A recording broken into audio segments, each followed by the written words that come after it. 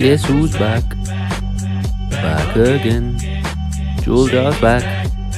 Our campaign. Today we're here looking at the campaign. We just looked at the conquest. Now it's time for the campaign. So let's get right into it. Before you want to advance too much into campaign, and you'll probably be able to do Punic Wars and Spartacus Uprising and Seratonian Wars without generals. But as soon as you have generals, look that they are a good team. So have archers, have cavalry, have infantry, have maybe more cavalry, have maybe some navy. I'm not really sure if navy's needed. I'm still not really sure about her inclusion. But otherwise, look that you have a well-developed team. Now, when you start a mission, for example, the Rise of Octavian. Oh, I didn't even notice there's a little burning thing here. Oh wow, look at the Rise of Octavian. Looks pretty cool. So, if you start a mission, you click on it. First of all, you read a bit the mission text here. After consulting with Senate, Antony released a list of Caesar's assassinated. Okay, this is not as important yet. Mostly in the campaign, it's pretty important to read the conversations which the generals are having. Now, another important thing is look at the aims of the mission. So here you have to hold 4 key points, defeat 4 key units, and you may not have 2 little units, which was pretty hard. So here, this is an important dialogue. So we have to take Mutina as soon as possible. When Mutina city we're holding, so we have to go and help Mutina as soon as possible by grabbing the cities around us. So mine is the one which already is one of those.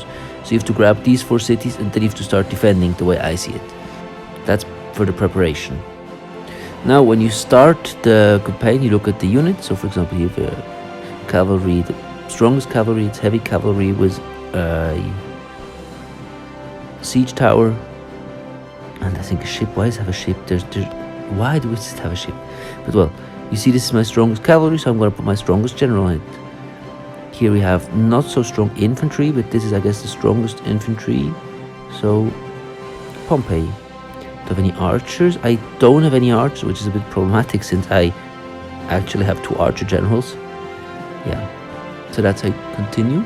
Then you still look up if you have the Imperial Guard, which gives you more maximum troops, so you can get income, which I didn't have now. Next important thing. Then, what's really important is if you look at the specific types of missions. So this mission here, you have to hold 4 cities and defeat 4 units. So it makes sense to go and rush the cities and then defend the cities. And there are like 4 main mission types. The way I saw it is like killing generals, it is holding cities, is running somewhere, and you have the population caps and you have the income goals which you have to reach. Now each of these needs a bit of a different approach. So often, if you have to take cities, you just rush the city. So you just go here, you start attacking the city. I still have to probably add still some more generals into that. If you're here, rush the city. Do what you can do to get as much cities as possible. Here, go for Bologna. Try to use your blasts to destroy cities to make it faster. If you see there's a general here, you often just burn him. This is one of the key units which I have to destroy. So it often makes sense to start burning them and not fight them as long as they're in the city, because they'll have extra defense and you'll just waste your generals. So that's actually the next step. If you're fighting a unit, you have to kill a unit. For example, this guy, try to burn them, try to surround them. So put 1 unit on each end of him and he'll be surrounded. Try not to attack within cities. First you start burning, then you start destroying their part to make it as easy as possible to take them. If you have to build units, then there is one trick which I like to use. I can't even upgrade this, my gosh. Okay, often if you can upgrade a city, this is a horrible city. Let's end the turn. Take this city above here. And I already grabbed my first city. Now this unit can even still move. And there is a guy here who is in a city, a general.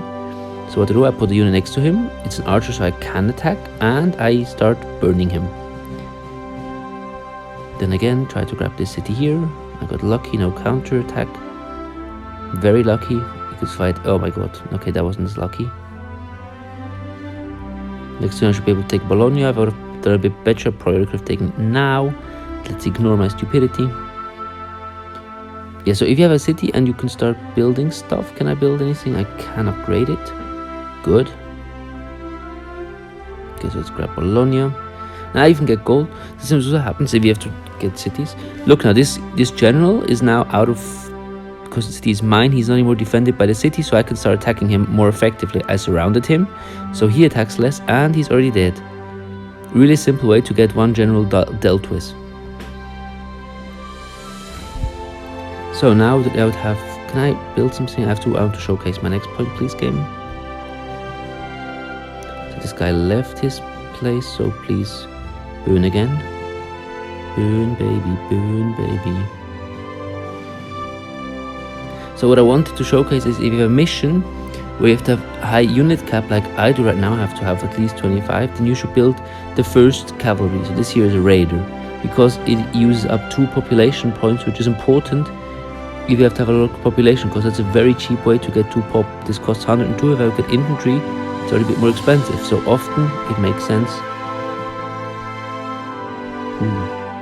Often makes sense to grab the cheap cavalry. So right now I already would hold 4 points, 4 victory points. Now I honestly would have to defend, and the way I played this before, I'm pretty sure they will attack me now. I already tried this mission, it gets quite hard after a bit. And yeah. So next point is, if you have to reach an economic goal, it makes sense to possibly rank up your economic centers, because it gives you like double the amount of money. But what you can do is just go and grab cities to get a lot of money. So just try to build up the, rank up the pros, which gives you money. So the city itself gives you money, and economic centers give you money. So these 2 are the things you should be looking for. The commander said it went well. And now to other micro tips, it is often important to build up one place where you can build strong generals. So over here I'm now building up this cavalry thing, so I can start defending or start putting units on my generals again. For example, now Mr. Penis, best name ever, has a unit more, which is very important. So this guy probably also could go onto it if I could rank it up once more. I'm not sure if I can. No, I can't. Now if you have to defend a city, you just go here and you actually defend it. So you put your units on the city tiles, so the enemy still has to go through your city tiles to do extra damage. So yeah, sometimes upgrading cities and upgrading your military academies or camps are also pretty important to build up your generals if they need the extra units. Then again, surrounding them always makes sense. Try to unlock the governor as soon as possible, so you can have forced march, which is a very, very important skill. Try to get that as soon as possible. I just realized that all the generals which I have to kill are already around me, which is pretty interesting. So here we have an archer, and here we have a cavalry, so I won't send my infantry to go fight their cavalry, because that's just stupid. I should rather go and fight their archers with my infantry, and again burn them to the ground, and build light cavalry to get your population up, because that's pretty important in this mission. Then if you're building it up and you notice that you have to have a lot, you still build one cavalry to then still be able to build the second one. So that's how you can get 2 in there, and you can really rack up your population. Another point is obviously use your generals to their advantage. So here my Pompey is a plane fighter, put him on planes, and he has infantry bonus on this tile. Arminius is a forest fighter, so you put him there. Very obvious. And I still surrounded their general to do extra damage. So yes, I'm making very simple and logical moves, but it does make a big difference. And now that I would have forced march, I could also even still grab my generals and attack once more. That's why forced march is really important, like that you can get rid of enemies real fast.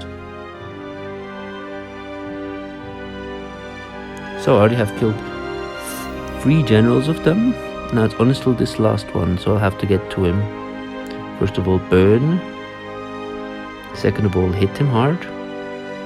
That really hurt my unit. Oi, oi, oi. Again, cavalry for the win. Sometimes I just build cavalry at the edge of the maps and just hide them. Just don't really do anything with them because they have to preserve my population. Now here it's a little annoying that they really like barricaded their general, so I have to kind of slog through it. Bit annoying, but we'll try to do it. Can you please get burned now? That'd be nice. I should pay attention to lose this unit here. Build my cheap cavalry. Ooh, defend this city here. I almost would have lost it. You obviously pay attention to your game, otherwise you'll suddenly start losing units. Well, thank you for watching. I hope this can help you in your campaign struggles. Have a nice and bye.